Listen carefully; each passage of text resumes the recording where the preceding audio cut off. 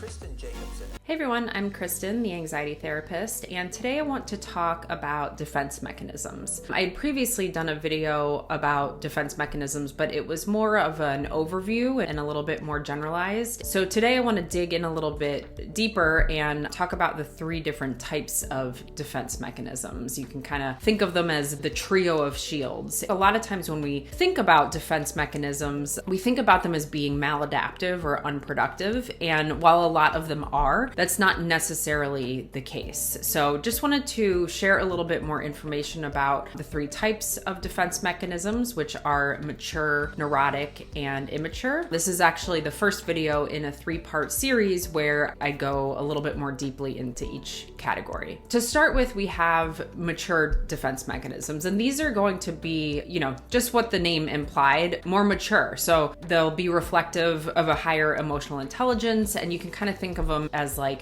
the superheroes of our psychological arsenal. And each defense mechanism serves a purpose. If you think about it kind of like having a toolbox where you might pull out a screwdriver for one job and you might pull out a hammer for another job, defense mechanisms, they do serve a purpose for us. It may not always be a healthy or adaptive one, but they are trying to protect us in some way. So that was mature. Neurotic defense mechanisms are a little bit more like frenzied sidekicks. So they mean well, but they can really kind of get us into a bind if we rely on them too heavily. And then immature defense mechanisms, they're impulsive. So if you think of immature just being more childlike, kids are very impulsive, they don't think about consequences. These are going to be more of your immature types of defense mechanisms. So just to give you some context around this, like let's say you received some criticism at work. So if you're channeling your mature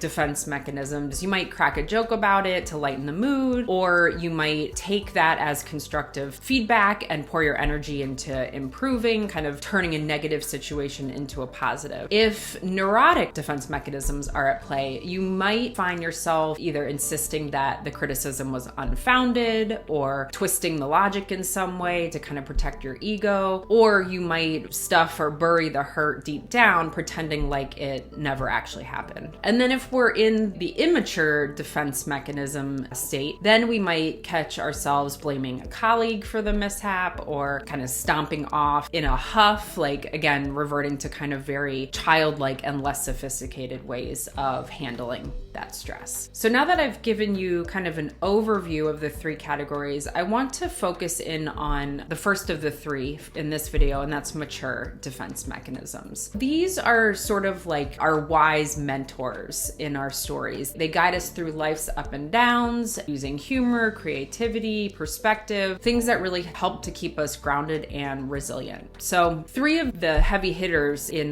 mature defense mechanisms are number one, altruism. So this is where we find solace in helping others. Whenever we volunteer or lend a hand or are helpful to others in some way, we sort of get this warm glow. It helps to transform our own struggles into acts of kindness because, helping others always leads to warm and fuzzy feelings for ourselves. So that is one way to use a mature defense mechanism. The next is sublimation. If you've ever channeled your frustration, sadness, or any emotion into painting, writing, or training for a marathon, this is sublimation at play. It's the art of redirecting less desirable impulses into more socially acceptable and even productive activities. Again, we're sort of taking those distressing feelings and channeling them in a healthy way, in a productive way. And then finally, we have humor. So this is a tricky one because I think a lot of people use humor when they feel uncomfortable, and humor being used to deflect or in excess can become unhealthy and a form of avoidance. But there's something to be said for the ability to laugh at life's challenges, and that is really an indicator of emotional intelligence. So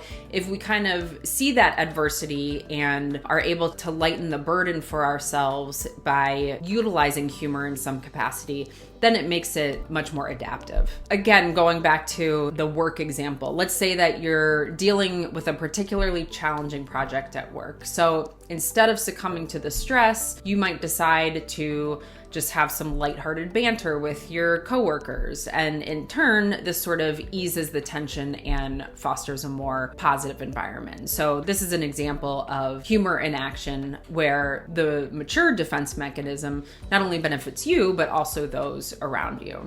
Another situation might be that you find yourself feeling really frustrated with a situation that's out of your control, as I'm sure most of us have. So instead of letting this frustration consume you, you channel it into a passion project like gardening or creating art or coding. In this example, we're talking about sublimation. So that negative energy of frustration is transformed into something beautiful or productive. So as we wrap up our exploration of mature defense mechanisms, it's clear that these strategies not only help to protect us from emotional distress, but they also contribute to our growth and happiness. And, it's a reminder that even in the face of adversity, we really do have the power to choose how we respond and turn those challenges into an opportunity for learning or growth or whatever, because life is full of things that are out of our control, and it's really important how we respond to those things. So I hope this video was helpful. Stay tuned for next week's installment where I'll be talking about neurotic defense mechanisms. These tend to be very common in folks who struggle with anxiety. So I hope you'll have a good one, and I will see you next week.